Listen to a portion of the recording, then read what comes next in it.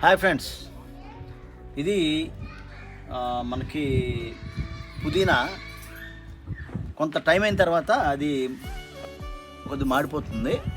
దాన్ని మనం ఏంటంటే ఎప్పటికప్పుడు మారుస్తూ మళ్ళీ వేరేగా మనం వేసుకుంటే మళ్ళీ ఫ్రెష్గా వితిన్ 1 మంత్లో మళ్ళీ తయారైపోతుంది.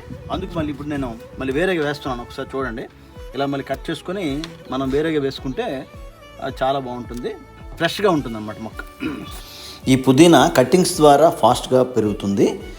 మట్టి తేమగా ఉండాలి, అలాగే నీరు ఎక్కువగా ఉండకుండా చూసుకోవాలి. మట్టి, కంపోస్ట్, అలాగే కొద్దిగా గత్తం, ఇవి ఇసుక కలుపుకొని కుండీలో ఈ మట్టి వేసుకొని స్టంప్స్ వేసుకుంటే ఈజీగా లేస్తుంది.